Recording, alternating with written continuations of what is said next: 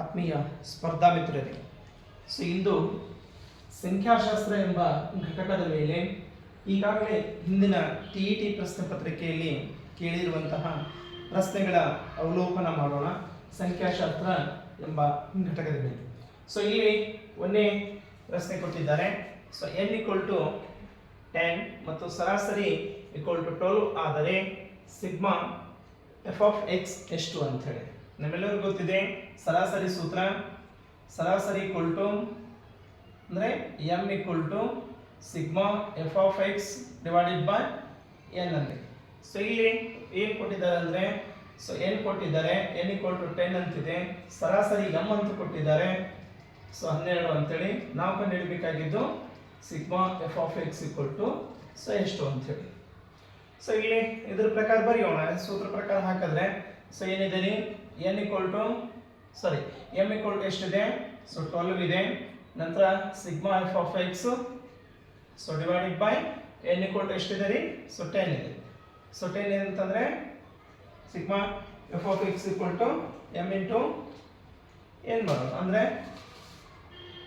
That is equal to sigma f of x so 12 into 10 cross multiplication ಮಾಡೋದು. So ಎಷ್ಟಾಯ್ತು ರೀ? So 110. ಅಂದರೆ ಸರಿಯಾದಂಥ ಉತ್ತರ ಎಷ್ಟಾಯಿತು? Therefore sigma f of x = 110. So ಸರಿಯಾದಂಥ ಉತ್ತರ ಸೊ 120 ಅಂತ ಹೇಳಿ. ಇನ್ನು ಎರಡನೇ ಪ್ರಶ್ನೆ ನೋಡೋಣ. ಏನಿದೆ ನೋಡ್ರಿ, 6, 4, 7, x 10 ಸರಾಸರಿ 8 ಆದರೆ x ನ ಬೆಲೆ ಕಂಡುಹಿಡಿ ಅಂತ. ಅಂದ್ರೆ ಇಲ್ಲಿ x ನ ಬೆಲೆ ಕಂಡುಹಿಡಿ ಅಂದ್ರೆ ಸೊ ಕೊಟ್ಟಿರುವಂತಹ ಇದನ್ನು ಬರ್ಕೊಳ್ಳೋಣ. ಏನೇನು ಕೊಟ್ಟಿದ್ದಾರೆ ಅಂತಂದ್ರೆ ಸೊ ಸರಾಸರಿ ಕೊಟ್ಟಿದ್ದಾರೆ. ಸರಾಸರಿ m = ಏನು ಮಾಡಿದ್ದಾರೆ? ಸೊ 8 ಕೊಟ್ಟಿದ್ದಾರೆ.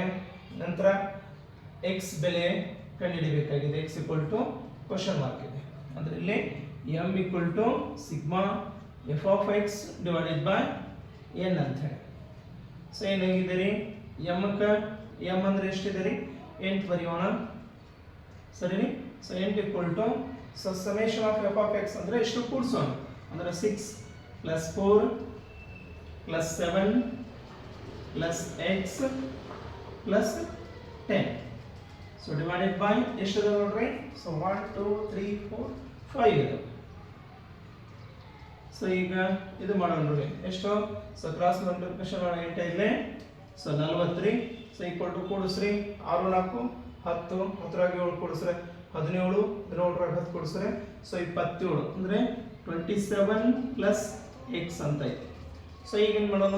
ಈ 27 ಇದ್ದಿದ್ದನ್ನು ಸೊ ಇದು ಈ ಕಡೆ ತರೋಣ. ಅಂದ್ರೆ ಸೊ 40 - 27 = x ಅಂತ ಐತೆ. therefore x = 40 ದಾಗ 27 ಮೈನಸ್ ಮಾಡ್ರಿ. ಸೊ ಎಷ್ಟೈತ್ರಿ? ಸೊ 13. x = 13. ಸೊ ಹಾಗಾಗಿ ಸರಿಯಾದಂಥ ಉತ್ತರ ಏನಿದೆ ರೀ? So x = 13 ಬರ್ಕೊಳ್ರಿ. ಅದು ಕಂಟಿನ್ಯೂ ಮಾಡಿ.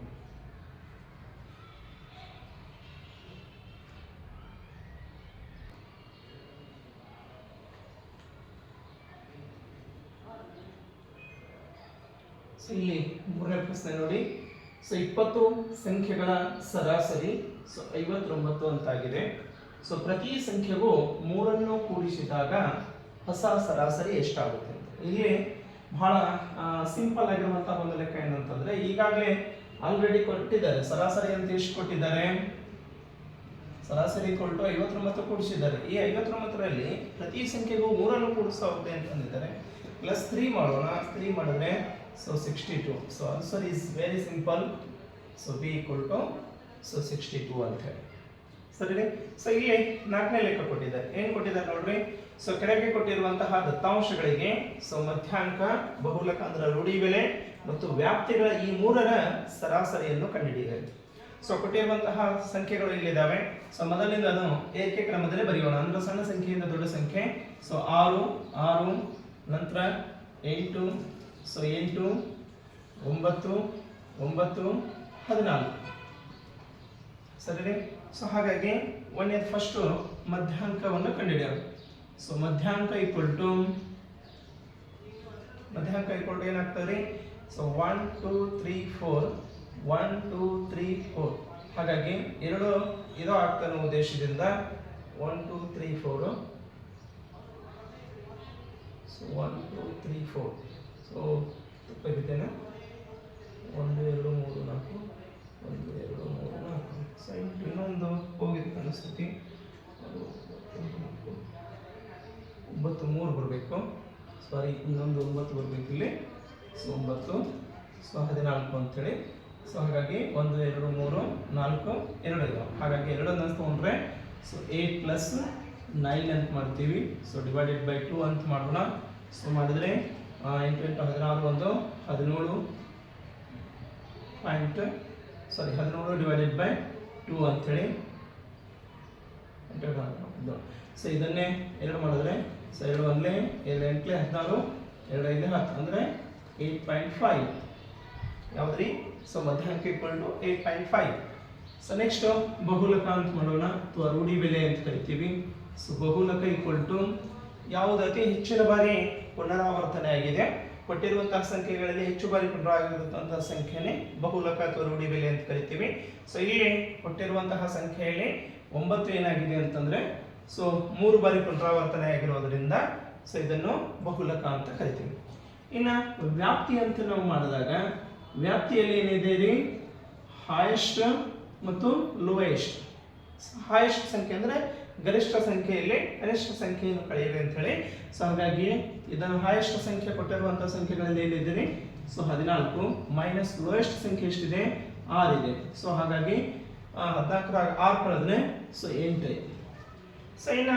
ಇವು ಮೂರರ ಸರಾಸರಿ ಈಕ್ವಲ್ ಟು ಸೊ ಮೂರನ್ನು ಕೂಡಿಸೋಣ ಎಷ್ಟು so 8.5 so plus 9 plus 8 so divided by 3 sir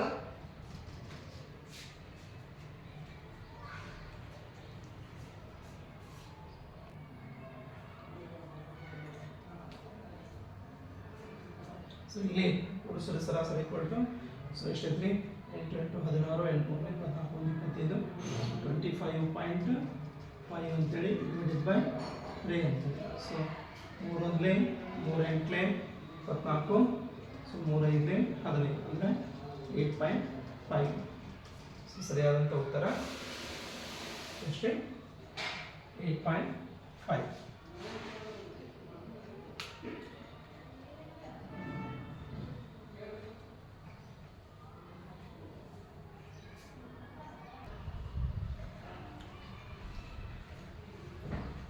so ಇಲ್ಲಿ 5ನೇ ಪ್ರಶ್ನೆ 6 ಮಕ್ಕಳ ಸರಾಸರಿ ವಯಸ್ಸು ಸೊ 5 ವರ್ಷ 5 ತಿಂಗಳಾದರೆ ಅವರ ವಯಸ್ಸಿನ ಮೊತ್ತ ಎಷ್ಟು ಅಂತೇಳಿ ಸೊ ಕೊಟ್ಟಿರುವಂತಹ ದತ್ತಾಂಶಗಳನ್ನು ಫಸ್ಟ್ ಬರ್ಕೊಳ್ಳೋಣ್ರಿ ಸೊ ಏನು ಕೊಟ್ಟಿದ್ದಾರೆ ಸರಾಸರಿ ಕೊಟ್ಟಿದ್ದಾರೆ ಸರಾಸರಿ ಕೊಟ್ಟು ಎಮ್ ಈಕ್ವಲ್ ಟು ಕೊಟ್ಟಿದ್ದಾರೆ ಎಷ್ಟು 5 ವರ್ಷ 5 ತಿಂಗಳು ಅಂತೇಳಿ ನಂತರ ಎನ್ ಕೊಟ್ಟಿದ್ದಾರೆ ಎನ್ ಈಕ್ವಲ್ ಟು 6 ಅಂತೇಳಿ ಕಂಡುಹಿಡಿಯಬೇಕಾಗಿದ್ದು sigma f of x equal so ಇಲ್ಲಿ m equal to sigma f of x divided by n ಅಂತ ಹೇಳಿ ಸೇಮ್ ಅಂತಂದರೆ 5 ವರ್ಷ 5 ತಿಂಗಳು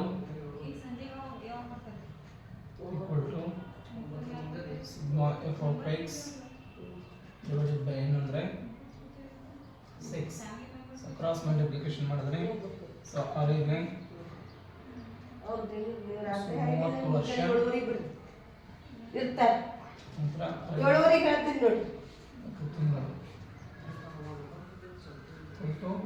sigma f of X so ಇಲ್ಲಿ 1 ವರ್ಷ ಅಂತಂದರೆ 12 ತಿಂಗಳು ನಂತರ 2 ವರ್ಷ 24 ತಿಂಗಳು ನನಗಿಲ್ಲೇ ಇದ್ದು 30 ವರ್ಷ ಅಂತಂದರೆ 30 ತಿಂಗಳು ಅಂತೇಳಿ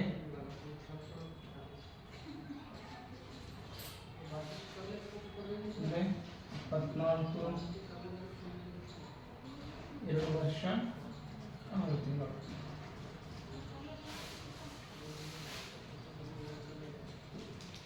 2 ವರ್ಷ 6 ತಿಂಗಳು ಅಂತ ಹೇಳಿ. ಸೊ ಇದಕ್ಕೆ ಆ್ಯಡ್ ಮಾಡ್ಕೊಳ್ಳೋಣ. ಸೊ 30 ವರ್ಷಕ್ಕೆ 30 ಪ್ಲಸ್ 2 ವರ್ಷ 35 6 ತಿಂಗಳು ಅಂತೇಳಿ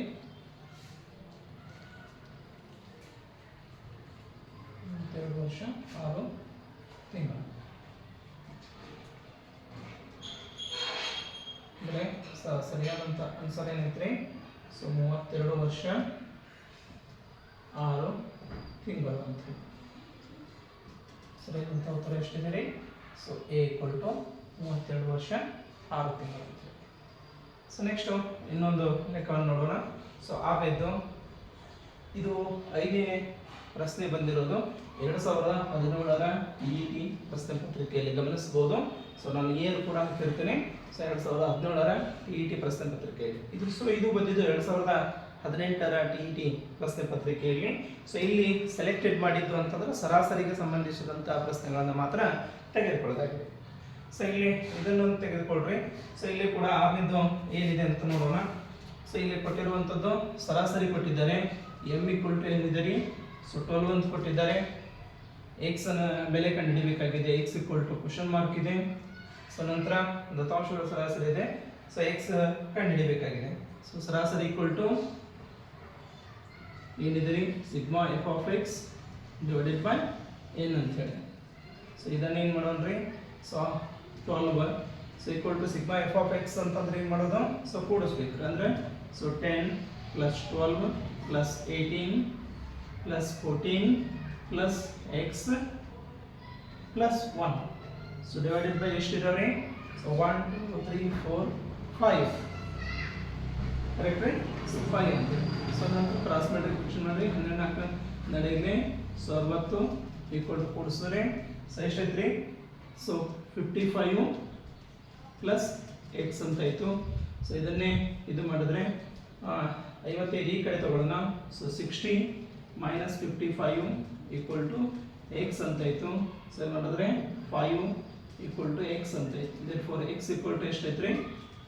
5 ಎಲ್ಲಿದೆ ಸರಿಯಾದಂಥ answer? So x equal to 5 ಬರ್ತದೆ.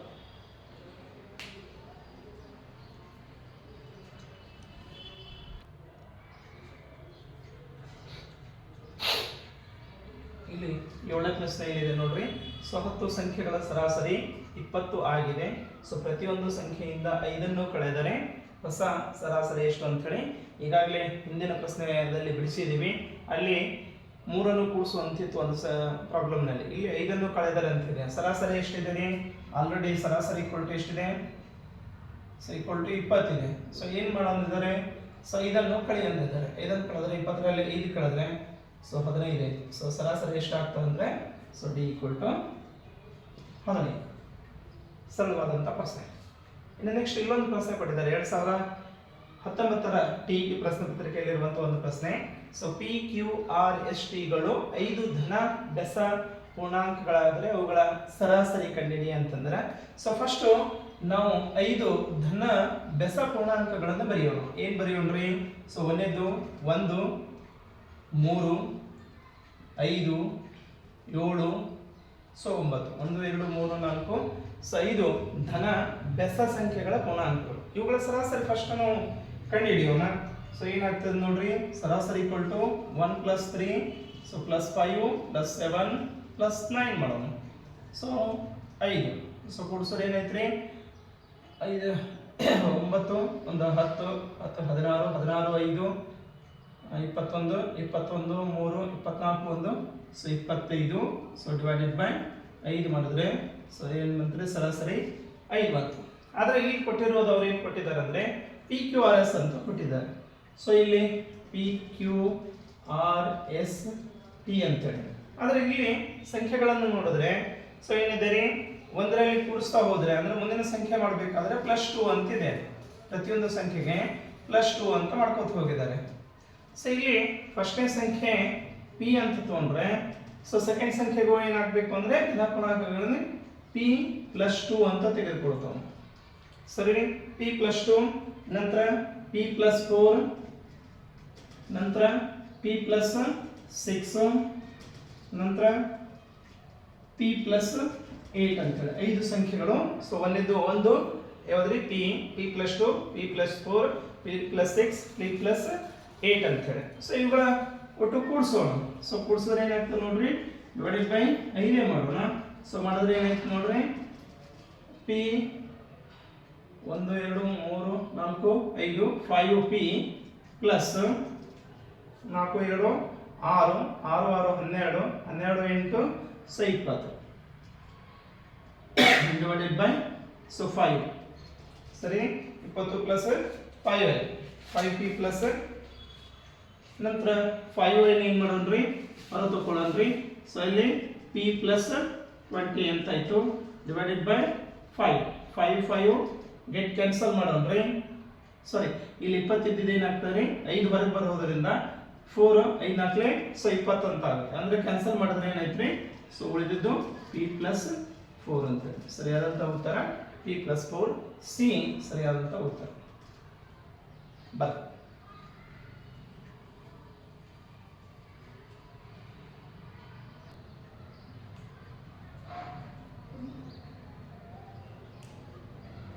ಸೊ 9ನೇ ಪ್ರಶ್ನೆ ನೋಡ್ರಿ, ಏನಿದೆ 12 8 10 5 13 18 ಈ ಅಂಕಿಗಳ ಮಧ್ಯಾಂಕವನ್ನು ಕಂಡುಹಿಡಿಯಿರಿ ಅಂತಂದ್ರೆ. ಸೊ ಮಧ್ಯಾಂಕ ಕಂಡುಹಿಡಿಯಬೇಕಾದ್ರೆ ಸೊ ಫಸ್ಟ್ ಕೊಟ್ಟಿರುವಂತಹ ಸಂಖ್ಯೆಗಳನ್ನು ಏನು ಮಾಡೋಣ್ರಿ, ಸೊ ಫಸ್ಟ್ ಏರಿಕೆ ಕ್ರಮದಲ್ಲಿ ಬರೆಯೋಣ. ಫಸ್ಟ್ ಸಣ್ಣ ಸಂಖ್ಯೆಯಿಂದ ಸೊ ದೊಡ್ಡ ಸಂಖ್ಯೆಯಲ್ಲಿ 5, ಸೊ ನಂತರ 8 10 ನಂತರ 12 13 18. ಸೊ ನೋಡ್ರಿ ಇಷ್ಟಿದೆ 1 2 3 4 5 6 ಇದೆ. ಸೊ 1 2 3 ಸೊ 3 1 2 3 ಈ ಕಡೆ ಆಗ್ತದೆ. ಹೀಗಾಗಿ ಇವೆರಡು ಸಂಖ್ಯೆಗಳ ಮಧ್ಯದಲ್ಲಿದೆ. ಸೊ therefore ಮಧ್ಯಾಂಕ ಈಕ್ವಲ್ ಟು ಎಷ್ಟಿದೆ, ಸೊ 10 ಪ್ಲಸ್ 12 ಡಿವೈಡೆಡ್ ಬೈ 2 ಅಂತ ಮಾಡೋಣ. ಸೊ ಮಾಡಿದ್ರೆ ಏನೈತ್ರಿ, ಸೊ 22 ಡಿವೈಡೆಡ್ ಬೈ 2 1. ಸೊ 2 ಒಂದೇ 2 11. ಹೀಗಾಗಿ ಸೊ 11 ಮಧ್ಯಾಂಕ ಈಕ್ವಲ್ ಟು 11 ಸರಿಯಾದಂತ ಉತ್ತರ. So C. ಇನ್ನು ನೆಕ್ಸ್ಟ್ ಅದೇ ರೀತಿ ಇಲ್ಲೊಂದಿದೆ, ಏನಿದೆ ರೀ, ಸೊ ಈ ಪ್ರಶ್ನೆ ಬಂದಿರೋದು 9ನೇ ಪ್ರಶ್ನೆ ಬಂದಿರೋದು 2002ರ ಟಿಇಟಿ ಪ್ರಶ್ನೆ ಪತ್ರಿಕೆಯಲ್ಲಿ. ಇನ್ನು ಇಲ್ಲಿ ಈ ಪ್ರಶ್ನೆ ಬಂದಿರೋದು 2023ರ ಟಿಇಟಿ ಪ್ರಶ್ನೆ ಪತ್ರಿಕೆಯಿಂದ. ಏನಿದೆ ರೀ, 2x ಪ್ಲಸ್ 3 16 20 23 3x ಮತ್ತು 21ಗಳ ಸರಾಸರಿ 18 ಆದ್ರೆ ಇವುಗಳ ಇಲ್ಲಿನೂ ಕೂಡ ಮಧ್ಯಾಂಕ ಎಷ್ಟು ಅಂತ ಕೊಟ್ಟಿದ್ದಾರೆ. So first m equal to ಎಷ್ಟು ಕೊಟ್ಟಿದ್ದಾರೆ, ಸರಾಸರಿ 18 ಕೊಟ್ಟಿದ್ದಾರೆ. ಸೊ ನಂತರ ಏನ್ ಮಾಡ್ಬೇಕ್ರಿ, ಸರಾಸರಿಯನ್ನು ಕಂಡುಹಿಡಿ ಅಂತಂದ್ರೆ, ಅಂದ್ರೆ ಇಲ್ಲಿ x ದ ಬೆಲೆ ಕಂಡುಹಿಡಿ ಅಂತಂದ್ರೆ ಸೊ ಮಧ್ಯಾಂಕ ಈಕ್ವಲ್ ಟು ಅಂತ ಹೇಳಿ ಕಂಡುಹಿಡಿಯೋಣ. ಮಧ್ಯಾಂಕ ಈಕ್ವಲ್ ಟು ಏನಿದೆ, so question mark. So first ಏನಾಗುತ್ತೆ ಅಂತಂದ್ರೆ ಕೊಟ್ಟಿರುವಂತಹ ಸಂಖ್ಯೆಗಳಿಗೆ ಸರಾಸರಿ ನೋಡೋಣ. ಸೊ ಸರಾಸರಿ ಈಕ್ವಲ್ ಟು ಸೂತ್ರ ಏನಿದೆ, sigma f of x divided by n ಅಂತ ಹೇಳಿ. ಸರಿನೇ, m ಅಂಕ ಕೊಟ್ಟಿದ್ದಾರೆ ಏನು, ಸೊ 18 ಅಂತ ಹೇಳಿ ಸೊ ಬರ್ಕೊಳ್ಳೋಣ. ಸರಾಸರಿ ಕೊಟ್ಟಿದ್ದಾರೆ 18. ಸೊ ನಂತರ ಇವು ಎಷ್ಟು ಕೂಡಿಸೋಣ, ಏನಾಗಿದೆ 2x plus 3 plus 16 plus 20 plus 23 plus 3x plus 21. So divided by ಎಷ್ಟಿದಾವೆ ನೋಡ್ರಿ ಒಟ್ಟು ಸಂಖ್ಯೆಗಳು 1 2 3 4 5 6 ಕರೆಕ್ಟ್ ರೀ. ಸೊ ನಂತರ ಕ್ರಾಸ್ ಮಲ್ಟಿಪ್ಲಿಕೇಶನ್ ಮಾಡ್ರಿ, 18 ಆಗಲೇ 108. ನಂತರ ಕೂಡಿಸ್ರಿ, ವರ್ಷ ಕೂಡಿಸ್ರಿ ಎಷ್ಟಾಗ್ತದೆ ನೋಡ್ರಿ, ಸೊ 5x ಪ್ಲಸ್ 83 ಅಂತೇಳಿ. ಸೊ ಡಿವೈಡೆಡ್ ಬೈ ಸಾರಿ 6 ಅಂತ ಇಲ್ಲ, ಯಾಕಂದ್ರೆ ಇಲ್ಲೇ ತಗೊಂಡ್ಬಿಟ್ಟಿದೆ 6. ಸೊ ಹೀಗಾಗಿ 5x ಪ್ಲಸ್ 83 ಅಂತ ಇತ್ತು. ಸೊ ಈಗ ಏನು ಮಾಡೋಣ, ಸೊ 108ದಲ್ಲಿ ಮೈನಸ್ 83 ಮಾಡೋಣ ಈಕ್ವಲ್ ಟು 5x ಅಂತ ಇತ್ತು. ಸೊ 83 108 ಮೇಲೆ 83 ಕಳೆದ್ರೆ ಎಷ್ಟು ಐತ್ರಿ, ಸೊ 25 ಆಯ್ತು. 25 ಈಕ್ವಲ್ ಟು 5x ಅಂತ ಇತ್ತು. ಸೊ ಈಗ x equal to 25 divided by 5 ಮಾಡಿದ್ರೆ ಸೊ ಇದೈತೆ so 25. So x equal to ಎಷ್ಟು ಐತ್ರಿ, ಸೊ 5 ಅಂತ. ಸೊ ಹಾಗಾಗಿ x ದ ಬೆಲೆ ಅಥವಾ ಮಧ್ಯಾಂಕ ಎಷ್ಟು, ಸೊ 5 ಅಂತ.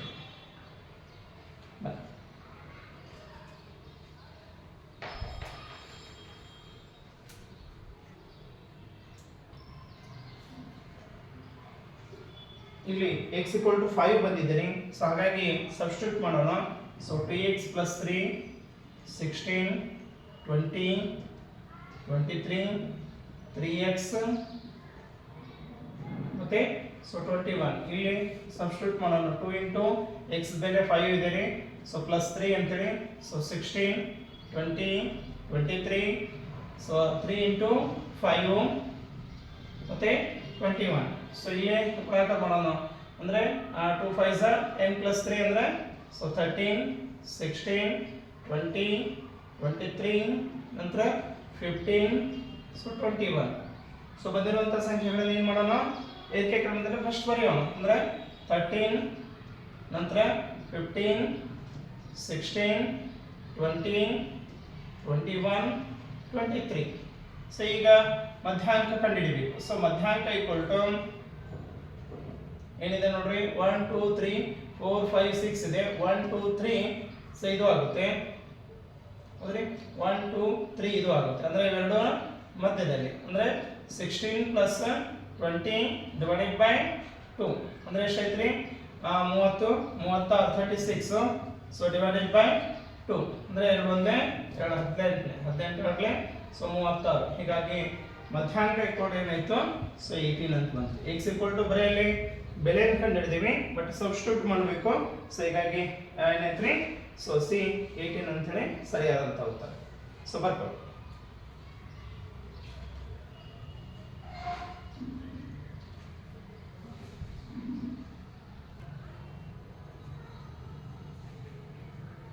ಸೊ ಇಲ್ಲಿ 12ನೇ ಪ್ರಶ್ನೆ ಏನಿದೆ ಅಂತ ನೋಡ್ರಿ. ಸೊ ಇಲ್ಲಿ 16 ದತ್ತಾಂಶಗಳ ಸರಾಸರಿ 340 ಆಗಿದೆ. ಸೊ ಒಂದು ದತ್ತಾಂಶಗಳು ಅವುಗಳಿಂದ ಹೊರತೆಗೆದಾಗ ಉಳಿದ ದತ್ತಾಂಶಗಳ ಸರಾಸರಿ 335 ಆಗಿದೆ. ಹಾಗಾದ್ರೆ ಹೊರತೆಗೆದ ದತ್ತಾಂಶವನ್ನು ಕಂಡುಹಿಡಿಯಿರಿ ಅಂತಂದ್ರೆ ಸೊ ಫಸ್ಟ್ ಏನ್ ಮಾಡೋಣ, ಸೊ ಬರೆಯೋಣ. ಏನಾಗಿದೆ ರೀ 16 ದತ್ತಾಂಶಗಳ ಸರಾಸರಿ ಅಂತ. ದತ್ತಾಂಶಗಳ ಸರಾಸರಿ ಎಷ್ಟಿದೆ ರೀ 340 ಇದೆ. ಸೊ ಈ 16 ದತ್ತಾಂಶಗಳ ಮೊತ್ತವನ್ನು ಕಂಡುಹಿಡಿಯೋಣ. ಸೊ ಮೊತ್ತ ಕಂಡುಹಿಡಿದ್ರೆ ಸೊ 340 ಸೊ ಗುಂಡ್ಲೆ 16 ಎಷ್ಟು ಬಂತ್ರಿ ಸೊ 5445. ಇನ್ನ ಒಂದು ದತ್ತಾಂಶ ಹೊರಗೆ ತೆಗೆದಿವಿ. ಸೊ ಅಂದ್ರೆ 15 ದತ್ತಾಂಶಗಳದ್ದು ಮಾಡೋಣ. 15 ದತ್ತಾಂಶಗಳ ಏನ್ರಿ ಸರಾಸರಿ ಎಷ್ಟಿದೆ ರೀ 335 ಇದೆ. ಸೊ ಇದೇ ರೀತಿ 15 ದತ್ತಾಂಶಗಳ ಒಟ್ಟು ಮೊತ್ತವನ್ನು ಕಂಡುಹಿಡಿಯೋಣ. ಸೊ ಮೊತ್ತ equal to 335 so into 15. So ಎಷ್ಟೈತ್ರಿ 335 ಮಾಡಿದ್ರೆ 5025 ಅಂತೇಳಿ. ಸೊ ಈಗ ಹೊರತೆಗೆದ ದತ್ತಾಂಶವನ್ನು ಕಂಡುಹಿಡಿಯೋಣ. ಹೊರತೆಗೆದ ದತ್ತಾಂಶ ಈಕ್ವಲ್ ಟು ಏನ್ ಮಾಡೋಣ ಮೊತ್ತದಲ್ಲಿ ತೆಗೆದುಬಿಡೋಣ. ಮೊದಲನೇ ಸಂಖ್ಯೆಯಲ್ಲಿ 5440 ಸೊ ಮೈನಸ್ 5025. ಸೊ ಮಾಡಿದ್ರೆ ಎಷ್ಟಾಯ್ತು ನೋಡ್ರಿ, ಮೈನಸ್ ಮಾಡಿದ್ರೆ ಸೊ 415 ಐತೆ. ಅಂದ್ರೆ ಹೊರತೆಗೆದ ದತ್ತಾಂಶವನ್ನು ಕಂಡುಹಿಡಿದಾಗ ಸೊ 415 ಸರಿಯಾದಂತ ಉತ್ತರ. ಸೊ ಹಾಗಾಗಿ ಬಿ ಸರಿಯಾದಂತ ಉತ್ತರವಾಗಿದೆ. Thank you. ಸೊ ಇಲ್ಲಿವರೆಗೆ ಈ ಪ್ರಶ್ನೆ ಪತ್ರಿಕೆ ಏನಾಗಿದೆ ಅಂದರೆ 2023. ಸೊ ಇಲ್ಲಿವರೆಗೆ ಪ್ರತಿ ವರ್ಷದಲ್ಲಿ ಕೇಳಿರುವಂತಹ ಟಿಇಟಿಯಲ್ಲಿ ಕೇಳಿರುವಂತಹ ಪ್ರಶ್ನೆ ಪತ್ರಿಕೆಯಲ್ಲಿರುವಂತಹ ಸರಾಸರಿಗೆ ಅಧ್ಯಾಯಕ್ಕೆ ಸಂಬಂಧಿಸಿದಂತಹ ಪ್ರಶ್ನೆಗಳನ್ನು ನಾವು ಇಲ್ಲಿ ಏನು ಮಾಡಿದ್ದೀವಿ ಸೊ ಬಿಡಿಸಿದ್ದೀವಿ. ಮತ್ತೆ ಮುಂದಿನ ವಿಡಿಯೋದಲ್ಲಿ ಏನು ಮಾಡೋಣ ಬೇರೆ ಅಧ್ಯಾಯಕ್ಕೆ ಸಂಬಂಧಿಸಿದಂತಹ ಪ್ರಶ್ನೆಗಳನ್ನು ಬಿಡಿಸೋಣ. ಧನ್ಯವಾದಗಳು. ಈ ವಿಡಿಯೋ ನಿಮಗೆ ಇಷ್ಟವಾದರೆ ಲೈಕ್ ಮಾಡಿ, ಶೇರ್ ಮಾಡಿ ಮತ್ತು ಕಮೆಂಟ್ ಮಾಡಿ. ಧನ್ಯವಾದಗಳು.